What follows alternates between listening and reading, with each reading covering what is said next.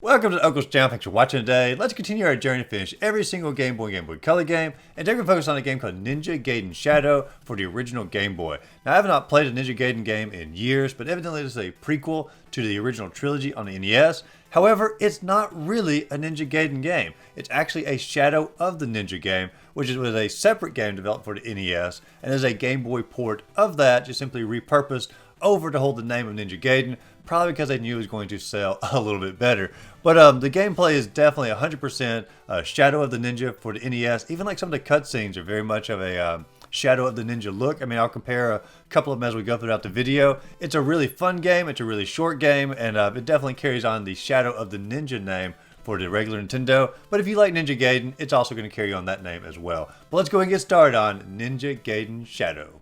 Now, I'd like to start the videos off by looking at the box art for the game. And the box art for Ninja Gaiden Shadow is literally the exact same box art as just the first Ninja Gaiden for the NES. I mean, they didn't really change anything except making it a square instead of a rectangle for the cover. And they added the word Shadow on there because this is the Shadow version of it. And so, and you know, you really think about it, it's the Shadow of the Ninja. They just simply stole the first title or first word of the title from the NES game and stuck it below Ninja Gaiden. So it really is sort of like a combo of the two. But honestly, if you're looking for a Ninja Gaiden game, you saw the cover of this, you knew exactly what you're getting into, and it describes it pretty well. I mean, you're a ninja, you're going through the city, taking down a skyscraper. Overall, a pretty good cover. But let's go ahead and dive into the actual game. Now, when you load the game up here, you got a really awesome little soundtrack that comes in. You got a great little landscape view of New York City here. You have the little dictator coming in saying he's going to take over the city. And then Ryu volunteers to basically take the dictator out here. And like I said, this is a prequel to the events of actual Ninja Gaiden. But as you're watching the cutscene here, I mean, it's a really good looking cutscene. But let's load up the cutscene for Shadow of the Ninja. It is literally almost identical to the cutscene of Shadow of the Ninja for the NES, which just goes to prove even more that this was never meant to be a Ninja Gaiden game. It was definitely Shadow of the Ninja, because the cutscenes here, I mean, they are almost identical in every form or fashion. Even the story is somewhat similar, but was obviously repurposed to fit the narrative of Ninja Gaiden and be a prequel to that series. But it's a great intro here, great music, and then the title screen comes in, and I like how sort of Shadow sort of I guess like an old printer sort of prints its way in there. It's a really good looking title screen, really good looking music, and a great intro to what's going to be a great game. Now, stage one is going to continue on with the great little aesthetics of New York City in the background, a great little skyline view of that. Let you know that you're fighting on the outskirts of the city, working your way to the skyscraper of doom to take out this evil dictator. As you're going through the level here, you do have your basic attack, you know, your little slash move. You also have a special move by pressing up and A, which shoots out like a little fire blast, but you do have a limited number of those. You can replenish them by collecting little Japanese characters inside these little barrels here, and they are plentiful throughout the entire level. You also have a little grappling hook ability, which allows you to shoot a little grappling hook up to the top of the ceiling and attach onto certain surfaces. Not all surfaces, but a great number of them, and you can sort of scale your way across the level that way.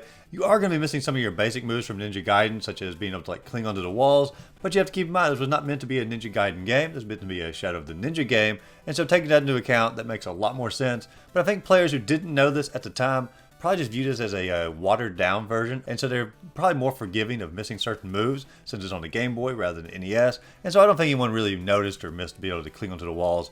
And it really doesn't detract from the gameplay in any form or fashion because you're not really needed to cling onto the walls. The level design isn't made to cling onto the walls, and so it's not going to be a huge deal for the vast majority of players out there. But as you're going through level 1, you have a pretty good variety of enemies as far as like robot tanks, robot soldiers, robot little remote control TNT looking things as well. And when you get to the final boss of the level, you have a really awesome looking final boss. It actually reminds me of what they end up using for a boss design in Metroid Dread. I mean, compared to footage of Metroid Dread versus this boss, and at least to me, I can't help but think Metroid Dread might have taken some inspiration from this.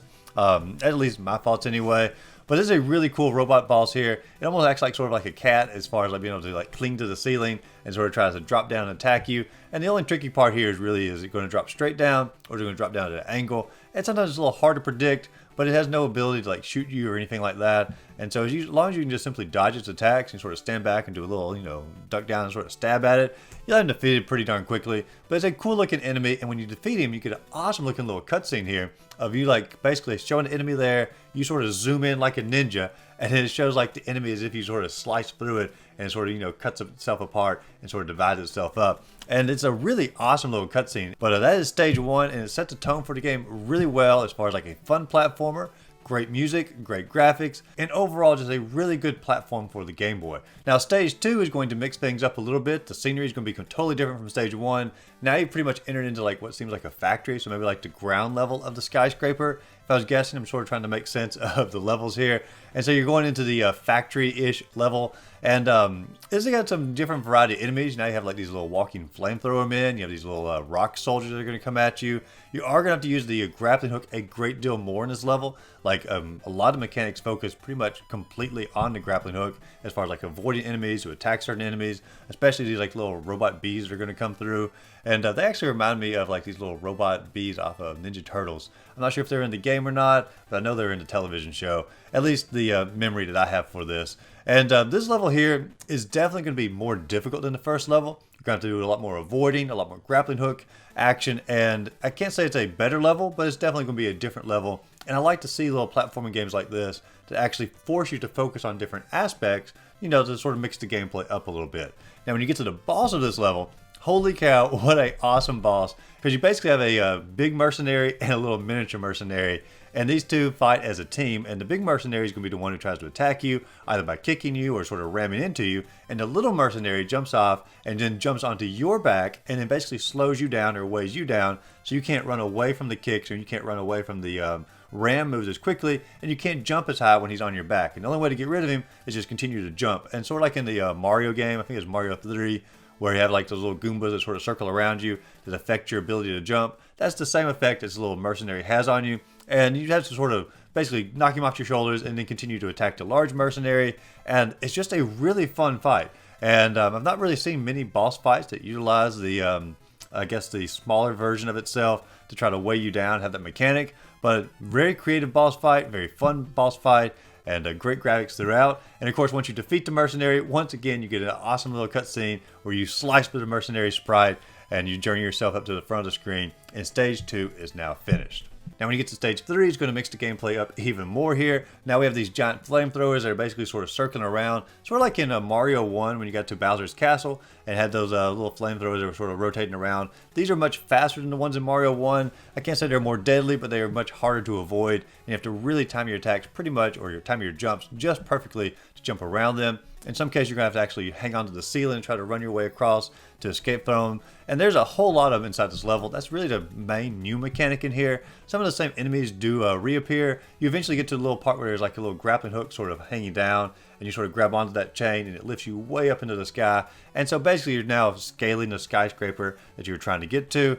And when you get up here, the level continues on in the same direction, except for bringing in another classic 8-bit trope here, which is the ceilings that come down and try to squish you. And they got little spikes on it, so you knew what was going to happen here. And you simply run as fast as you can from left to right, and you can avoid them all pretty easily.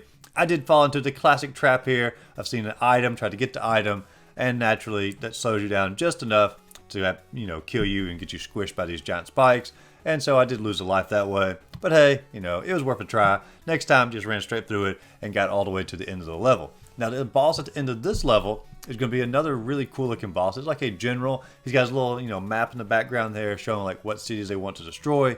And he's got a little machine gun. He can either stand still and shoot at you in an angle while you're grappled at the ceiling, or he can sort of do a run move and shoot at the ground to try to hit you that way. And you basically sort of have to bait which moves you want him to do out. And then while he's doing that particular move, drop down in front of him, drop down behind him, get a few slices in and run away, and either jump to the ceiling or jump down behind him once again and continue your attacks. None of these bosses are like particularly like difficult, but they're all really cool mechanics as far as like mixing up the gameplay of how you have to defeat the boss, you know, how to dodge the moves, and the graphics for all of the bosses are pretty top notch. And once again, when you defeat this boss, another little cutscene where you basically slice through him again. And it's just such high quality cutscenes. I just really enjoy them. Now, stage 4, as you're continuing up the skyscraper of Doom here, and you can see out the little back window of the skyscraper, you can see little heat marks coming up from the city. And I don't think it's just simply an unusually hot day in New York City. I mean, it's definitely from the Emperor's destruction that's happening, you know, from block to block throughout the environment. But regardless, you're continuing through the environment here, and you are going to encounter a whole lot more of the rock soldiers, at least what I think is rock soldiers. They have their little shield they can put up, and you sort of have to time them out a little bit. They're not too bad, but then you get into this one little environment here where the entire screen goes black, and every now and then you get like a little flash to sort of show you where the platforms are at, and you have to take out the rock soldiers and avoid this giant laser that comes through either on the top or the bottom of the screen. And you have to basically get on the right side of the platform to prevent the laser from hitting you. It's not really difficult, but it's just sort of cool to sort of mix the mechanics up a little bit more as you go. Now, as you're journeying through the level, you eventually get to a little part here. It's like a little bridge. You know, the screen closes off on each side. You don't really know where to go, then the bridge sort of blows up and you begin to catapult your way down toward the bottom. You get down here, you get all kinds of power-ups, and you think to yourself like, man, a boss must be coming up soon because you're really like, you know, replenishing me here. But then I journey off to the right, and slowly but surely the lava begins to rise up the screen. And so I guess the heat wave of destruction that we saw out the window earlier is coming to full fruition here. And you basically just simply have to journey up the skyscraper as fast as you can to avoid all of the lava. I did figure out if you stay on the far right-hand side, you can avoid almost all of the little traps with your the enemies by just simply using your grappling hook up the right-hand side. Worked really well. I got all the way to the top. I saw, you know, one little item off the far left, and I thought I was far enough ahead of the lava. I had enough time to get that, and I fell for another classic video game trap of this time period. Went for the item, got hit by the lava, had to die, had to restart the entire area over again. But this time I learned from my mistakes, went up to the right side again, avoided the little trap item, and continued on through the level. Now the boss here gives a brand new meaning to the word parachute pants, because obviously as the parachute pants, he's actually like floating in the air here, and he throws down these little ninja stars at you, tries to hit you. But for the most part, the only time you're going to be able to hit him is when he comes down to the ground and throws out his little fan at you. And if you just simply duck below the fan, get several slices in, and then jump above the fan, get a few slices in, that's his only attack. And so if you can avoid the ninja stars and you can avoid the fan, you've had him defeated in no time. And really cool looking boss, once again. Really mixed the gameplay up a little bit, but he was not a hard boss in any form or fashion. And of course, once you defeat the boss, another cutscene where you get to slice through him, and he's becoming a classic staple at this point in the game. And then we journey on to stage 5, which is going to be the final stage in the game. And this level focuses on being like what I call like the castle in the sky. This is like the dictator's castle that you're journeying through to finally take him out. And this stage here is by far the most difficult stage as far as like enemy overload. As you're trying to journey to just get into the castle, you're going to be fighting off, you know, little people who throw bombs at you, little robots that are walking and throwing fire at you, little robots that come up and shoot like multiple little bombs out at you.